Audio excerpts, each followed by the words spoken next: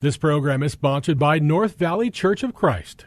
There's a message true and glad for the sinful and the sad. Ring it out, ring it out, ring it out, ring it out. It will give them courage new. It will help them to be true. Ring it out, ring it out, ring it out, ring it out. Good afternoon, folks, and welcome back to another episode of Redeeming the Time. I'm your host, Chris Macy, and I am the minister here with the North Valley Church of Christ in Cave Creek, Arizona. I want to jump right into it today. I'm actually going to be dealing with a news story, finally. I found one that I feel like is pertinent, that we really need to take a look at. I haven't been doing much of that lately because, well, it's just redundant. I mean, it's always the same thing over and over again. It's this, anyway, I won't get into that. I want to get into it's going to be a controversial topic. I know I'm going to ruffle some feathers out there. The listeners some are going to be upset with some of the things I say. Some of you may agree. But I want you to listen to the whole section. It's only about 27 minutes long, so I'm going to try to get through all this as quick as I can. I have a Twitter account. I have an email. In fact, my Twitter is C_S_Macy, M-A-C-Y. That's my Twitter. So it says for Chris Sean Macy, but it's got that _C_S_Macy. That's my Twitter account. Email me, Chris Macy, all one word, CHRISMACY @outlook.com. If you want to rant or rave or whatever, don't write me and tell me how much you dislike me and how wrong I am. Give me a reason why, because I want to talk about truth today. I want to talk about truth. And so we're going to open up this episode looking at John chapter 18. I want to read verses 33 to 38. This is a situation where Judas has already betrayed Jesus the Christ, and he's standing before Pilate. In verse 33, therefore, Pilate entered again into the praetorium and summoned Jesus and said to him, "Are you the king of the Jews?" Jesus answered, "Are you saying this on your own initiative, or did others tell you about me?" Pilate answered, "I am not a Jew, am I? Your own nation and the chief priest delivered you to me. What have you done?" Jesus answered, "My kingdom is not of this world. If my kingdom were of this world, then my servants would be fighting, so that I would not be handed over to the Jews. But as it is, my kingdom is not of this realm." Therefore Pilate said to him, "So you are a king?" Jesus answered, "You say correctly that I am a king. For this I have been born, and for this I have come into the world, to testify to the truth. Everyone who is of the truth hears my voice." Pilate said to him, "What is truth?" Man, great question. Good question. Well, the truth is the word of Christ. He speaks forth the mind and heart of God. And John's gospel, even though we call it the love gospel, and it is because it focuses so much on the passion of the Christ, his last couple of weeks there, and he really gets into the death of Christ upon that cross. But it opens up with, in chapter 1, "In the beginning was the Word, and the Word was with God, and the Word was God." Now, the term word is just talking about, it's the word that comes forth from the mouth of God. It's his word, the same word that created all things. Verse 2, "He was in the beginning with God," speaking of the Word personified. "All things came into being through him, and apart from him nothing came into being that has come into being. In him was life, and the life was the light of men. The light shines in the darkness, and the darkness did not comprehend it." And then we drop down to verse 14. "And the Word of God, became flesh and dwelt among us." That's the Christ. "And we saw his glory, glory as of the only begotten from the Father, full of grace and truth." Truth. Truth. Truth is important. When you speak in error, or when you're wrong about something, wouldn't you like it if someone came along and made you aware of your error, that you were doing something wrong? I don't know how many times I heard a story about somebody who was building a fence. That's a lot of work. And one of the things, you get these real long poles you got to slam into the ground. And a lot of people will back their truck up. They'll stand on it so they can get up high. And they'll use that little metal slammer or maybe a sledgehammer to pound those spikes into the ground. They can wrap the barbed wire or the fencing around and keep it going. And how many times has someone fenced in their truck on accident? I know somebody who that happened to, but I'm not going to say his name here because I don't want to embarrass him. He did it. And you had to remove part of the fence so he could get his truck out. Because you're just working and you're not thinking about it. But wouldn't it have been nice if someone came along and just simply said, hey, don't forget, don't fence your truck in. And if that's happened to you, if you have done that, then you're going to let someone know. You're going to give them the truth. Hey, be careful with this. And hopefully the person accepts it graciously. The truth. Just this last Sunday, I spoke in error on Sunday morning. It wasn't some salvation issue, and it wasn't even a biblical issue, although it has some biblical ramifications to it. And in fact, let me go ahead and just jump into that now. Sunday morning, I always write my lessons out word for word. I try to stick to my script so that I don't talk off the cuff, because when you talk off the cuff, guess what? That's when you get yourself in trouble. And I got myself in trouble because I came up with an interesting, I thought, illustration in my mind while I was up there, so I used it, and I spoke poorly. I had been in the military. I was in the Army. In my situation in the Army, and I wasn't only in for a couple of years in a few places, so hardly, been everywhere in the military. But in my short time in the few places, I saw a lot of guys drinking all the time. I saw a lot of guys cursing all the time. I mean, I was around it constantly. And it's one of the main reasons I couldn't stay in. I just couldn't take it anymore. I was done with it. I wanted to get out. And I made an illustration, but the way I worded it from the pulpit in front of my congregation was that this was the whole military. All the military was like this. And a good friend of mine came up and told me that, I did a disservice to the military. And he said, my time in the military, I didn't see that sort of thing you said. You made it sound like it's not an honorable thing to be in the military. And I felt a little sheepish, and I actually tried to defend myself slightly. But I thought about it that afternoon, and I realized, he was right. In fact, what I had done there is the very thing I can't stand for people to do to the churches of Christ. When they go somewhere, they attend some church of Christ that perhaps is way off on the deep end, or they're not in line with the Word of God. They had that one bad incident, and then they apply that to everyone in the churches of Christ. And I get so frustrated. I did that to the military. So that Sunday night, I got up to the pulpit. I explained, here's what I said that Sunday morning. Someone came up. I didn't name him because I didn't want to embarrass him. I said, here's the truth of the matter. I was wrong. I was wrong. Does it feel good to get up and apologize like that? Never. Never. No one wants to be wrong. But I also want to be right.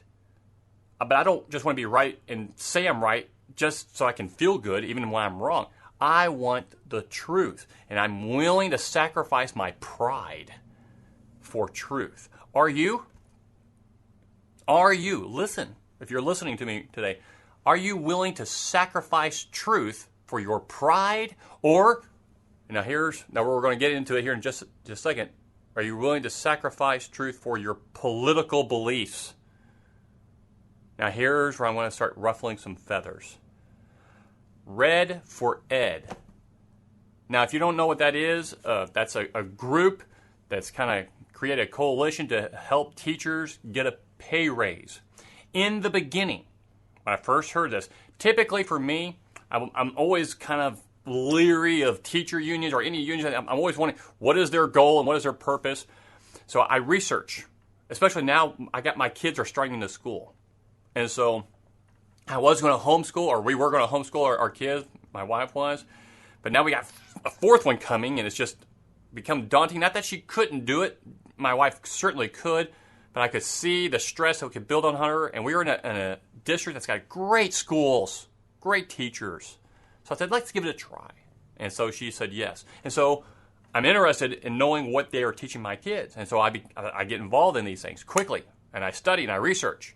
So when this Red for Ed thing came up into 20%, I said, you know what? Yeah, I could see in the past where Their wages got cut because of the recession. That hasn't come back. They're one of the least paid teachers of the whole country. I said, man, I'm all for that.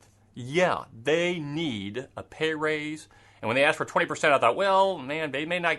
That'd be great if they could get that, but maybe they can get at least 15. I hope they accept it if they come out with 15. And Doug Ducey, the governor of Arizona, came out and said 20% by 2020. Huh. I thought, what? Really? Man, that's great. That's awesome. And so I thought, well, that's going to be great for the teachers. That's exactly, and that's the direction they need to go in. This will also curb the walkout. And then they started having a vote. I heard that they started having a vote to have a walkout. I thought, what? What for? You got exactly what you asked for. So I got on Twitter. I began asking and say, hey, what's your evidence for this? Apparently they were saying that Doug Ducey was lying. I said, well, show me some evidence. Don't just say he's lying. I want to see the evidence.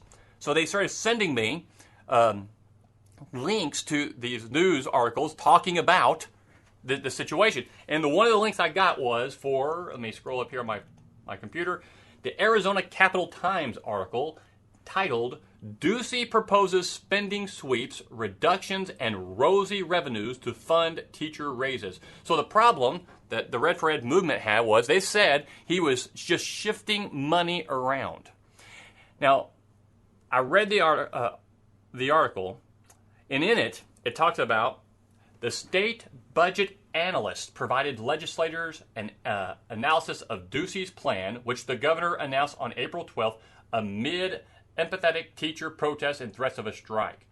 Okay, analysis of Ducey's plan. First off, the plan is very simple. Legislation has not been written. He has made it very clear, Ducey and the legislature, that their goal is to use revenue productions. Now, the Red for Ed movement says, no, they're shifting money from disabled children and using that. In fact, they even say that further down the article. To accomplish that amount of education spending, which is a lot of money, millions of dollars proposed for other state programs would be swept for education funding, or they would say moved, the Red for Ed. That includes $500,000 for Attorney General's Border Crimes Unit, $2 million in one-time funding for the developmentally disabled, $1 million for healthcare private prisons, and $8 million in one-time funding for Arizona universities. Well, first off, is that true? I mean, where is that coming from? Is that even going to be in the legislation? We don't know, first off. Secondly, $2 million in one-time funding for developmentally disabled. What is that? Okay, what is the $2 million one-time funding for? They don't say. I haven't been able to find anything anywhere to say what was that funding for. And even so, is that really going to happen? Or is that just some analyst that threw that in there as a possibility? More than likely, because remember, they're still in the developmental stages here. They haven't even written the legislation. And so I go out there and I'm asking people, hey, why don't you wait and see what happens? Oh, we've been waiting forever. You got a governor saying he is going to make it happen. I mean, he has been blanketing this everywhere. If this doesn't happen, he is gone as a governor. And I think that's all they really care about. Now, I'm not saying the teachers that are voting for the strike. I think they're following along with the leadership in this Red for Ed. Now, this is my political views coming out here a little bit, but what I want to focus on is this. We need to wait for the full truth. I'm tired of this. We are so divided. We don't. There is no more reasonable understandings anymore between people. Jesus tells the Jews that were believing him that you will know the truth, and the truth will set you free. In fact, let me turn over there to John chapter 8. That's where it's at, John chapter 8, verse 31. He had been speaking to them about the Son of Man. And verse 31 says, so Jesus was saying to those Jews who had believed him, if you continue in my word, then you are truly disciples of mine. And you will know the truth, and the truth will make you free. Free from what? Sin. Sin and error. Because when you are armed with truth, you can know the lies. And it's hard. Today, in our political environment to know truth, because they just, in order to hide what they're doing, they propagate news of every source and they throw it out there. You got to weed through all this garbage to try and find truth. And I've been weeding. I'm not one of those professionals who can sit here and do this all day, but I'm not finding much. Where are they getting all these ideas of what they're doing up there in as legislators? I know what they're saying as legislators and as governors. Do I trust the government? Well, no, it's the government. But I do think that when they really put everything on the line, they're going to do something about it. And are we going to have a better economy in the future? It sure does look like it. Do we need to pay teachers 20%? Yeah. Could it be shifting money around a little bit? Probably. Because that's just a little bit. When you look at 2 million, 1 million, and 500,000, and the 8 million one time for funding for universities, and how much do they need? Let's see. On top of those, okay. In fiscal year 2000, the plan would cost the state $240 million in fiscal year 2019. By fiscal year 21, the cost rises to $580 million. $580 million is how much it's going to cost to do all these pay raises. And we're looking at down at the bottom, 500,000, 2, 3 million, 8, so 11.5 million of mostly one-time deals. Really? Is that what you're striking for your 4-day weekend? Come on. Is it perfect? It probably won't be. Is it a move in the right direction? Yes. It's a move in the right direction.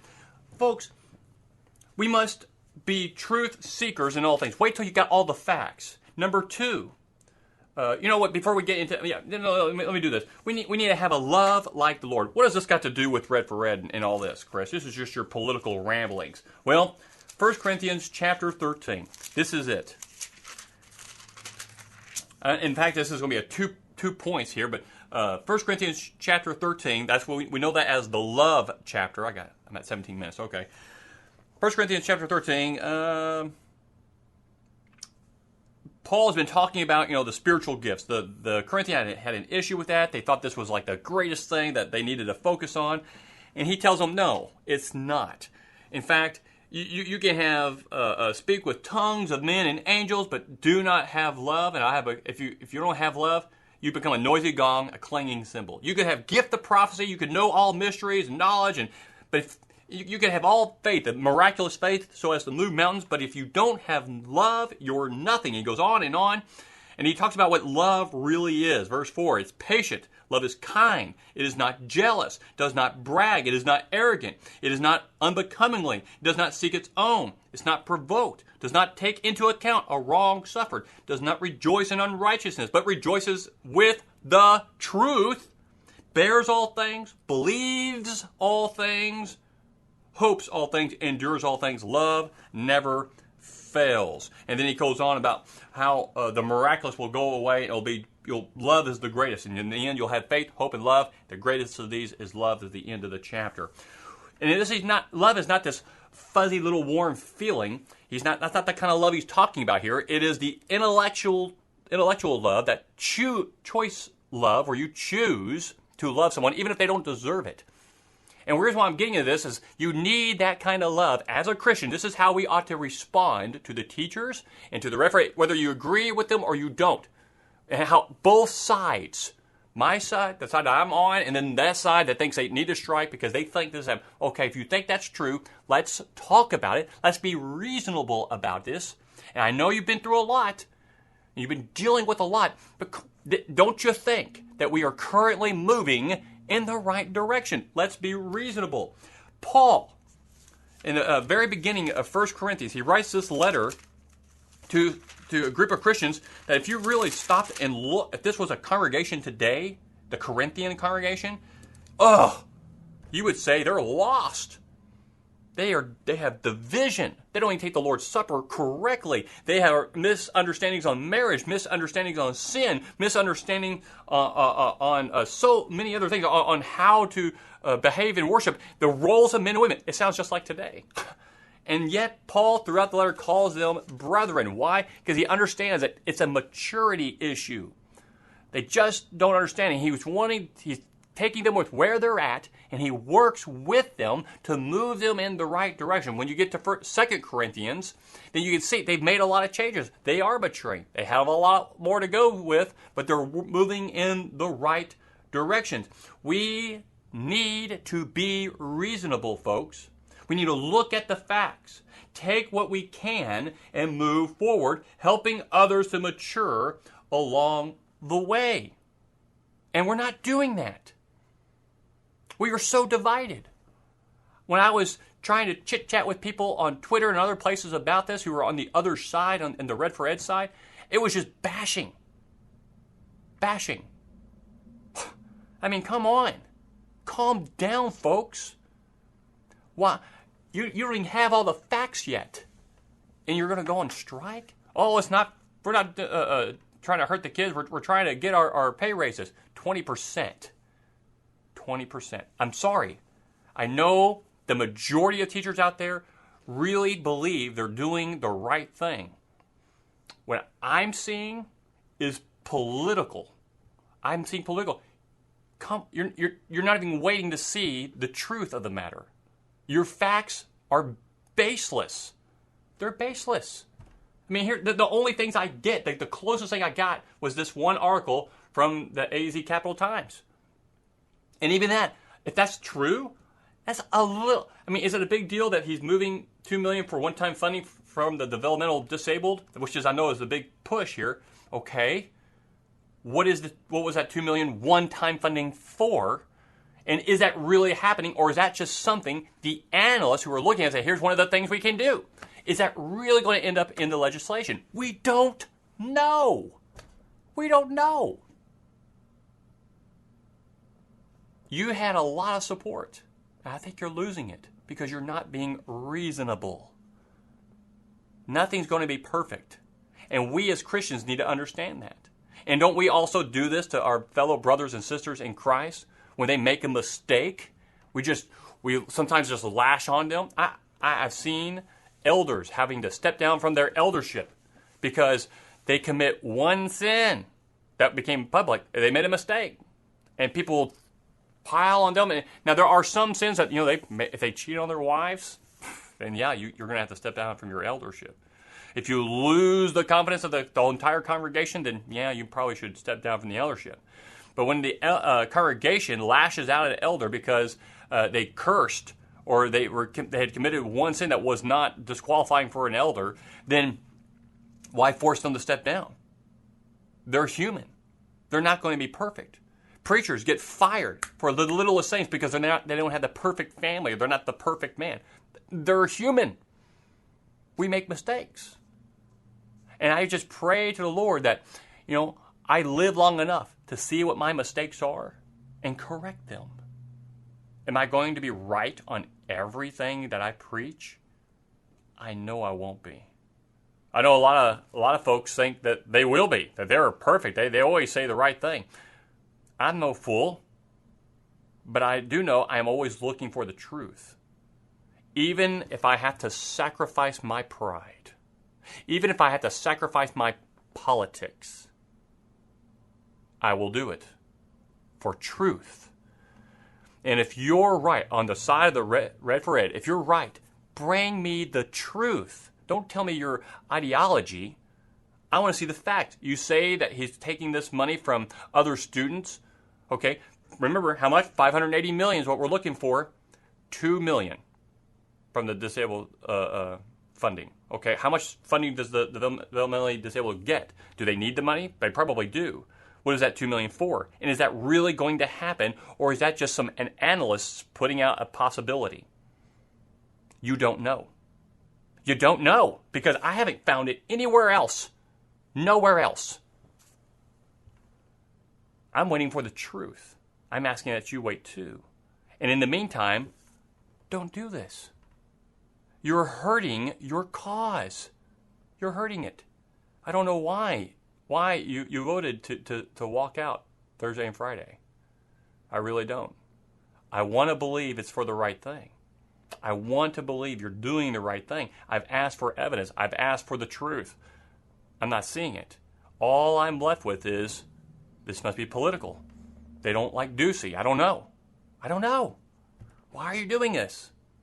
It's for the children. Is it? 20%. I think you deserve a 20% raise. You deserve it. I want you to get it. What you're doing is not helping. It's not helping. Let us find the truth. Let us have that intellectual love and be reasonable. And we as Christians need to always have that. We need to have that most especially within the church, and that needs to bleed out over into our lives. And it's what makes us different. The rest of this country, or not the rest of the country, a lot of folks in the country, we see it in Washington with politics, they're not reasonable anymore. You can't have political debate because you either take my side or it's nothing. And almost seems like both sides are moving in that direction. I won't say they're there fully, but boy, it's going that way. We don't need to be that way. We need to set the example to be reasonable, to work together for the betterment of the whole. That's unity. We need to be unified. But you got to have truth. You got to have that intellectual love of choosing the best for the other over yourself. You need to be reasonable. We all need to be. Let us make the most of the opportunities afforded to us. Let us redeem the time. Thank you for this day. Please feel free to email me, Chris Macy at Outlook.com, ChrisMacy at Outlook.com, or find me on Twitter, C_S_Macy. I'd like to hear from you. I want to know the truth. Please be loving. Please be understanding. Please be reasonable. And I will listen. Thank you. And may God bless your day. Ring it out. Ring it out. Ring it out. This program was sponsored by North Valley Church of Christ. To hear this program again, go to FamilyValuesRadio1010.com and click on the podcast page and find this program and many others right there on FamilyValuesRadio1010.com.